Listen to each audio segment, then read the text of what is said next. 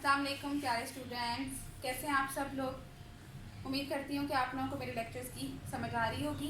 ठीक है, तो आप लोगों ने मेरे लेक्चर्स को लाइक भी करना है तमाम वीडियोस को, और चैनल को सब्सक्राइब कर लें अगर अभी तक आप लोगों ने चैनल को सब्सक्राइब नहीं किया, ताकि आपको मज़ीद लेक्चर्स की अपडेट्स मिलती रहे। ठीक है, अपने स्टूडेंट्स, अपने क्लास फेलोज, अपने फ्रेंड्स, सबको जो है वो आप लोगों ने जो है वो इन लेक्चर्स के बारे में, इस चैनल के बारे में बताना है, ताकि उनके लिए भी हेल्प हो सके। ठीक है, चलें मूविंग टुवर्ड्स आवर लेक्चर। बिस्मिल्लाहिर्रहमानिर्रहीम। आज आप लोगों ने क्वाड्रेटिक इक्वेशंस को एक और तरीके से हल करना सीखना है। पहले आप लोग जो है वो क्वाड्रेटिक फार्मूले से इसको हल करना सीख चुके हैं। आज दूसरा तरीका हमारे पास है फैक्टराइजेशन, यानी कि तजज़ी की मदद से हम लोगों ने इसके फैक्टर्स मालूम करने हैं। फैक्टराइजेशन या तजज़ी आप लोगों ने 8th में पढ़ी ही है, 9th में भी पढ़ी ही है। आज फिर जो है वो आप लोगों को सिखाते हैं। और तजज़ी के मुख्तलिफ तरीके हैं, सबसे आसान तरीके से हम इसकी तजज़ी करना सीखेंगे। ठीक है, ये हमारे पास क्वेश्चन है। हल पहले भी मैंने आपको बताया था कि जो भी मुतगय्यर होगा मसवात के अंदर, उसका हमने जो है वो आंसर निकालना सीखना है। ठीक है, इसके मुतगय्यर को चेंज कर देते हैं। यहाँ भी वाई आ जाएगा, यहाँ भी वाई आ जाएगा, यानी कि इस मसवात में वाई की वैल्यू मालूम करना सीखेंगे और इस मसवात में एक्स की वैल्यू मालूम करना सीखेंगे। सबसे पहले मैंने आसान सी एक मसवात ली हुई, एक वेरिएंट ली हुई है। इसको जो है वो मैंने तजज़ी की मदद से कैसे हल करना सीखना है। ठीक है, बहुत आसान है। तो शुरू की वैल्यू होती है, तो हमारे पास शुरू की वैल्यू होती है, उसको हमने एज इट इज़ लिख देना होता है। ठीक है, एज इट इज़ हमने इसको लिख दिया। हमारा जो काम है तजज़ी के लिए वो इन दोनों की मदद से होना है। ठीक है, क्या होना है, हमने जो है वो 7 को तोड़ना है। ठीक है, 7 को हमने 2 अदद में तोड़ना है, कि किसी भी 2 अदद में तोड़ें कि जमा करने से 7 आ जाए। उन दोनों अददों को, उन दोनों नंबर्स को हम जब ऐड करेंगे तो 7 आ जाए। और वही जो 2 नंबर हमारे पास हैं, फॉर एग्जाम्पल मैंने उनको m और n कह दिया। m और n को जमा करने से क्या आना चाहिए, +7। ठीक है, और दूसरा काम क्या है, और इन्हीं दोनों नंबर्स को जब हम मल्टीप्लाई करें तो हमारे पास 12 आना चाहिए। इस सवाल की मदद से मैं आपको बता रही हूँ 7 और 12, हमेशा 7 और 12 नहीं, क्वेश्चन में जो नंबर होंगे वो आने चाहिए। इस सवाल में दरमियान वाली रकम जो है वो 7x है, तो 7 मैंने उसका ले लिया, और जो एंड वाली रकम है कॉन्स्टेंट है वो 12 था, इसलिए। तो आपके पास जो x का कोफिशिएंट है वो कैसे आ जाए, कोई से 2 नंबर आपने माइंड में सोचने हैं कि जिनको मैं जमा करूँ तो 7 आ जाए, और उन्हीं नंबरों को मैं जब मल्टीप्लाई करूँ तो 12 आ जाए। ठीक है, आपने जोड़े बना बना के चेक करने हैं। सबसे पहले आसान तरीका, 7 किस किस तरह से आ सकता है, 6 + 1 भी 7 होता है, 6 + 1 भी 7 होता है। तो 6 और 1 को मल्टीप्लाई करें तो 12 आता है, नहीं। 5 और 2 भी ऐड करें तो क्या होता है, 7 होता है, लेकिन 5 2s are 10 मल्टीप्लाई करने से नहीं आता।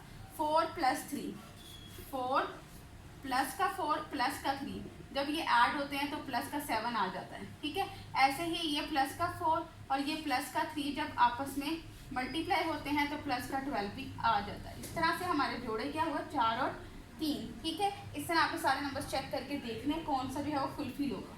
ठीक है, 3 जमा 4, जिस मर्जी को पहले लिख दे, 4 को पहले लिख दे, 3 को पहले लिख दे, it's up to you. +12, and वाला नंबर भी वैसे ही आना है, पहला नंबर भी वैसे लिख लिया, एंड वाला नंबर भी वैसे लिख लिया। बीच वाले नंबर को हमने तोड़ना होता है, बीच वाले नंबर को तोड़ना होता है। वो कैसे तोड़ना है इसकी ये सभी मैंने आपको बता दी है, कि दरमियान वाले नंबर जमा करने से आना चाहिए और लास्ट वाला नंबर मल्टीप्लाई करने से आना चाहिए। ठीक है, अब हम इसको जो है वो मजीद खोल के लिख लेते हैं। ये x सबके साथ आ जाएगा, 3x + 4x + 12। ये अब भी 7 ही होगा ना, हमने कोई चेंज नहीं किया, क्वेश्चन वैसा के वैसा ही रहा। ठीक है, अब ये 4 नंबर आ गए। 4 नंबर जब आ जाते हैं आपके पास, तो इसकी भी फैक्टराइजेशन आप लोगों ने सीखी थी कि आप लोग 2-2 के जोड़े बना के उनमें से कॉमन ले लेते। ऐसा सीखा था ना आप लोगों ने 8th में भी और 9th में भी। अब देखते हैं इन दोनों में से क्या कॉमन आ रहे हैं। इन दोनों में से x कॉमन आ रहा है, इधर पीछे क्या रह रहा है, x की 2, एक x बाहर चला गया तो एक x आ गया, +3 आ जाएगा। x तो बाहर चला गया ना, तो x नहीं अंदर लिखेंगे, जो चीज़ बाहर है वो अंदर नहीं लिखी जाएगी, जो बाकी बचा है वो अंदर लिखेंगे। प्लस ये साइंस का भी आप लोगों ने बहुत ध्यान रखना है, ये तो मैंने आसान साइन लिए हैं प्लस वाले। इनमें से क्या कॉमन आ सकता है, इन दोनों में से 4 कॉमन आ गए, तो अंदर बाकी क्या बचा, x। 4 का टेबल पढ़ेंगे कि 12 जहाँ आ जाए, 4 3s are 12। ठीक है, ये सारा पुराना काम है आप लोगों का। अब हमें कैसे पता चला, हमने फैक्टराइजेशन इसकी भी ठीक की है। बेटा अगर आप लोगों के पास ये वाले फैक्टर दोनों ठीक आ रहे हैं, एक जैसे आ रहे हैं, इसका मतलब है आप सही जा रहे हो, सही डायरेक्शन में जा रहे हो। ठीक है, अब आपने क्या करना है, फिर कॉमन ले लेना है। अब आपके पास ये पूरी रकम है, इसमें आपके पास एक ये फैक्टर है पूरा और एक ये फैक्टर। इनमें से क्या कॉमन आ रहा है, इसमें भी x + 3 है, इसमें भी x + 3 है, तो दोनों में x + 3 कॉमन आ रहा है, तो x + 3 मैंने कॉमन ले लिया। तो इधर से बाकी क्या बच रहा है, ये पूरी नंबर में से क्या बच रहा है x, इस साइड पे क्या बच रहा है +4। ये आपके पास दो फैक्टर आ गए, ठीक है। अच्छा जी, क्वाड्रेटिक इक्वेशन आपने पढ़ी थी ना, इस तरह की होती है, एंड पे उनके 0 आ रहा होगा, तो इसके एंड पे भी 0 आ रहा है, क्वेश्चन में भी 0 लिखा हुआ होगा, ठीक है। क्वेश्चन भी आपके पास ऐसे ही आएगा, मैं लगाना भूल गई 0, ठीक है। ये हो गया। अब आपके पास जो है वो अगर यहाँ पे इक्वल का निशान आता है तो हम यहाँ पे इक्वल का निशान नहीं लगाते, ठीक है। अच्छा जी, अब आपके पास ये फैक्टर है, दो चीज़ों को मल्टीप्लाई करने से आंसर 0 आ रहा है, ठीक है। इसका मतलब है कोई एक तो 0 होगा ही होगा, या तो a 0 है या तो b 0 है, क्योंकि हम किसी नंबर को मल्टीप्लाई करें तो आंसर 0 है, इसका मतलब कोई एक नंबर 0 होता है। ये देखो, अगर a 0 है तो ये 0 के बराबर आएगा, और अगर b 0 है तो तब भी ये 0 के बराबर है। इसका मतलब ये जो हमारे पास दो फैक्टर्स आए इनमें से कोई एक तो लाजमी 0 है, तो हमें नहीं पता कौन सा 0 है, तो हम लिख देते हैं x + 3 भी 0 के बराबर हो सकता है, या फिर x + 4 0 के बराबर। इससे हमारे पास इसको मजीद हल करेंगे, x इधर है +3 यहाँ पे है, तो दूसरी डायरेक्शन में जब जाता है तो आपको पता है उसका निशान चेंज हो जाता है, 0 को लिखें ना लिखें कोई फ़र्क नहीं पड़ता, ठीक है। और यहाँ पे x है +4 है, तो उधर जाके जो है वो क्या हो जाएगा, पहले 0 था -4, x बराबर है -4। तो आपके पास ये दो आंसर आ गए हैं। तो जैसे आप लोगों को मैंने लिखना सिखाया था सोल्यूशन सेट या हल सेट, तो आपके पास -3 और -4 ये इस मसावात के या इस क्वाड्रेटिक इक्वेशन के हल सेट आ गए। इसको हम चेक भी करना सीख सकते हैं, ठीक है। चेकिंग भी अभी मैं आपको सिखाती हूँ। अब हम दूसरे सवाल की तरफ जाते हैं कि फैक्टराइजेशन से हमारे पास एक और तरह का सवाल भी आ सकता है, ठीक है। इसमें क्या है बेटा, ये वाला जो क्वेश्चन था इसमें जो x की 2 वाली रकम थी वो खाली थी, उसके साथ सिर्फ और सिर्फ क्या आ रहा था, जिसके साथ कुछ ना लिखा 1 आ रहा था। अब जो आपके पास क्वेश्चन आ गया है इसमें जो मुतगय्यर है पावर 2 वाला, उसके साथ नंबर आ गया है, तो फिर हमें क्या करना होता है, ठीक है। 1 हो तो ये सारा तरीका था बड़ा आसान, अगर 3 आ रहा है तो फिर हमने क्या करना है, 3 आ रहा है, कोई भी नंबर आ रहा है 1 के अलावा कोई भी नंबर आ रहा है, तो फिर आपने क्या करना है। तरीका तो बेटा फिर भी वही है, सिंपल क्या है, यहाँ पे जो है आपके पास जो नंबर है इन दोनों को आपने आपस में मल्टीप्लाई करके चेक करना है ये क्या होते हैं। अब आपने खाली 4 नहीं लिया करना, यहाँ पे हम 12 जैसे ले रहे थे, ठीक है। अब आपने इन दोनों को मल्टीप्लाई करके चेक करना है ये क्या आता है, 4 3 12। अब आपने माइंड में अपने 12 रख लेना है, दरमियान वाला नंबर क्या है 7 + 7 आए और मल्टीप्लाई करने से 12 आ जाए, ठीक है। तो फिर आपके पास जो है वो कौन से दो फैक्टर्स आते हैं, कौन से दो नंबर आते हैं जिनको हम मल्टीप्लाई करें तो 12 आ जाए, और प्लस या माइनस करें तो 7 आ जाए। प्लस माइनस करने से भी हो सकता है, खाली प्लस नहीं आपने माइंड में रखना, ठीक है। इस नंबर को इस नंबर वाले नंबर से मल्टीप्लाई करके फिर चेक किया करना है कि क्या प्रोडक्ट बन रही है, उसका आपने प्रोडक्ट लिया करना दो नंबरों का। अब ये क्वेश्चन बिल्कुल इस तरह का बन गया है। अब 12 और 7 फैक्टर हमारे वही रहेंगे, लेकिन अब हम इसको मजीद आगे हल करेंगे तो थोड़े चेंजेस आएंगे इस 3 की वजह से, ठीक है। अच्छा जी, मैंने आपको कहा था पहला नंबर भी वैसे ही लिख लेते हैं और एंड वाला नंबर भी वैसे ही लिख लेते हैं। 7y को हमने तोड़ा, कैसे तोड़ा, 3 × 4 7 होता है और 3 × 4 12 होता है। 12 कहाँ से आया, इनको करने से आया, और उसको अपने यहाँ 12 लिख नहीं लेना, आपने माइंड में अपने या साइड पे लिखा हुआ, ठीक है। ये आ गया आपके पास 3y + 4y, ठीक है। इनको करें हम तो 7 आ जाता है ना, और मल्टीप्लाई करने से 12 आ जाता है। अब फिर आपके पास ये 4 बन गए, आप कॉमन ले लें, इन दोनों में से क्या कॉमन आता है और इन दोनों में से क्या कॉमन आता है, ठीक है। इन दोनों में से 3 भी कॉमन आ रहा है और एक y भी कॉमन आ रहा है, तो बाकी इधर क्या बच रहा है, खाली y बच रहा है क्योंकि 3 बाहर चला गया और एक y, प्लस इसमें क्या बच रहा है, हमारे पास कुछ भी नहीं बच रहा, तो हम क्या लिख लेंगे 1। जब सारा कुछ बाहर हो तो अंदर हम 1 लिख लेते हैं, 0 नहीं लिखते फिर।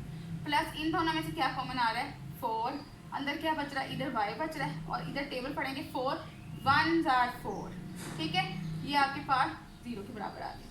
अब फिर आपने देखा कि आपके पास एक ये पूरी वैल्यू है और एक ये पूरी रकम है, इन दोनों रकमों में से क्या कॉमन आ रहा है, y + 1 कॉमन आ रहा है, ठीक है, y + 1। तो बाकी क्या बच रहा है, इस पूरी रकम में से क्या बच रहा है 3y, इस पूरी रकम में से क्या बच रहा है +4, तो ये आपके पास 0 के बराबर आ जाएगा, ठीक है।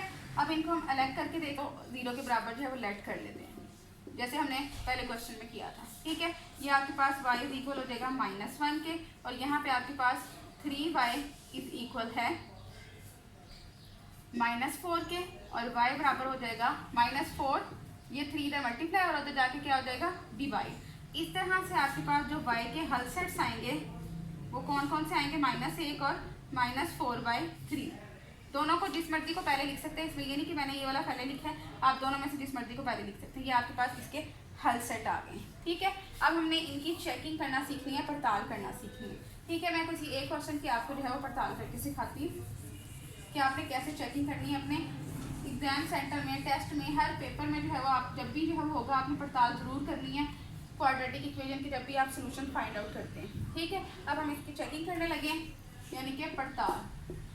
ठीक है, आपके पास ये जो दो आंसर है, मैं बारी बारी आप लोगों ने x की जगह एक एक को पुट करके देखना है। अगर हमारे पास x इज इक्वल है -3 के, तो फिर क्या होता है -3 जहाँ जहाँ x है उसकी जगह +7 इंटू -3 +12 इज इक्वल है 0। अब यहाँ पे एक साइड 0 है तो दूसरी साइड भी 0 बनानी है हमने। -3 का स्क्वायर क्या होता है +9, माइनस प्लस माइनस 7 3 21 +12, ठीक है, इज इक्वल टू 0। ठीक है, ये आपके पास आ जाएगा। अब देखते हैं किस तरह आसान किया जा सकता है। ये प्लस का 9 और ये प्लस का 12, इनको इकट्ठा लिख दें, जैसे आप लोगों के लिए आसानी हो उस तरह आप लोग हल कर लें। ये कितना हो जाएगा 21, प्लस का 21 और माइनस का 21 इज इक्वल है 0। ये दोनों आपस में कट जाते हैं जब नंबर एक जैसे हों और उनके साइन मुख्तलिफ हों, तो वो एक दूसरे से कैंसिल आउट हो जाते हैं। जब ये कैंसिल आउट हो गए तो कुछ भी नहीं बचा।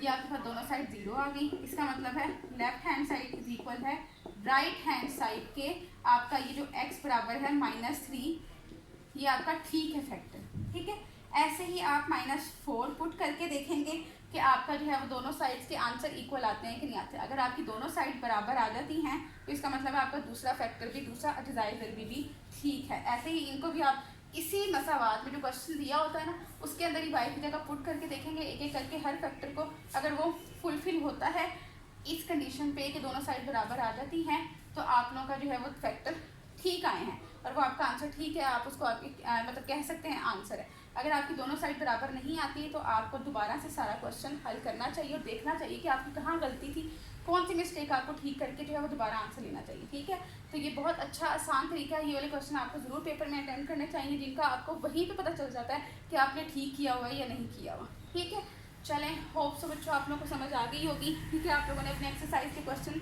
की प्रैक्टिस कर रही है, फिर भी आप लोगों को कोई क्वेश्चन अगर मुश्किल लगेगा तो आप लोगों ने ज़रूर मेरे से पूछना है। अल्लाह हाफ़िज़।